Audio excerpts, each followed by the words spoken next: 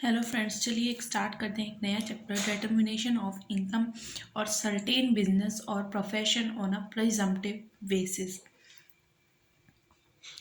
Presumptive basis का मतलब आपको पता चल रहा होगा कि हम किसी भी चीज़ का अनुमान लगा रहे हैं। अनुमान के आधार पर हम ये जो बिजनेस है, इन बिजनेस और प्रोफेशन की इनकम को हम डिटरमाइन कर रहे हैं।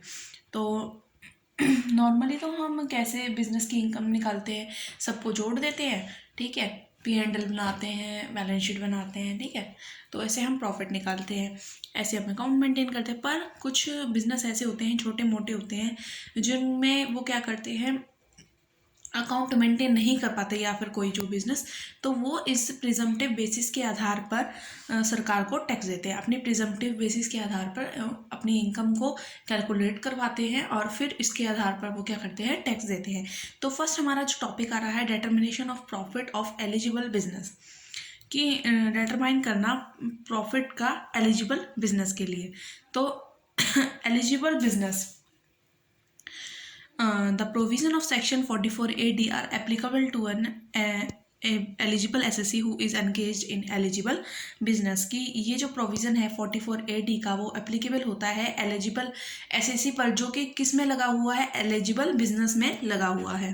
तो देखिए एलिजिबल SSC कौन होता है, एंड एक इंडिविजुअल हो सकता है, एक HUF हो सकती है, या एक पार्टनरशिप फर्म हो सकती है। कौन कौन हो सकता है, इंडिविजुअल हो सकता है, पार्टनरशिप फर्म हो सकती है, और HUF हो सकती है। तो इंडिविजुअल प्लस में HUF प्लस में पार्टनरशिप फर्म, कैसी, अनलिमिटेड लाइबिलिटी वाली, ठीक है, ये हो सकता है, ठीक है। और who has not claim deduction under any the section of 10A8 80IA, मतलब कि उसने, जो हमारा एसएससी है, उसने ये इन सारे सेक्शन के तहत क्या नहीं मांगी है, डिडक्शन नहीं मांगी है, तो उसको क्या कहा जाएगा, एलिजिबल एसएससी कहा जाएगा, ठीक है।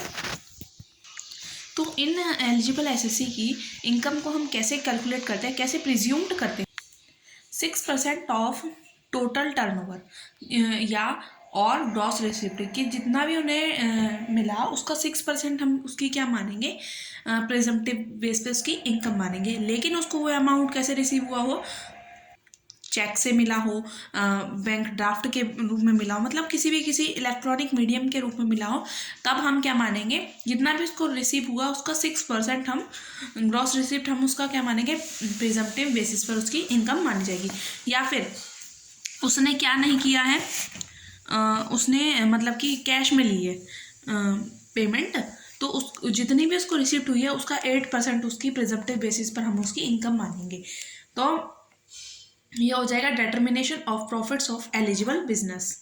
हमने ये तो कैलकुलेट कर लिया कि एलिजिबल एसएससी कौन होता है और उसकी इनकम कैसे निकालेंगे, लेकिन ये नहीं बताया कि एलिजिबल बिजनेस क्या होता है। एलिजिबल बिजनेस इन सारे बिजनेस को छोड़कर होता है, जो कि ऐसा बिजनेस जो कि प्लाइंग में, हायरिंग में, लीजिंग गुड्स में, कैरियज में लगा हुआ है, किस सेक्शन के अंडर 44AE के अंडर, ठीक है, और जिसकी टोटल टर्नओवर या फिर ग्रॉस रिसिव्ड प्रीवियस ईयर में एक्सीड ना करे 2 करोड़ से, यानी कि 2 करोड़ से ना हो ज़्यादा, और इन सारे बिजनेस को छोड़ करो, तो वो हमारा क्या माना जाएगा, एलिजिबल बिजनेस माना जाएगा, ठीक है।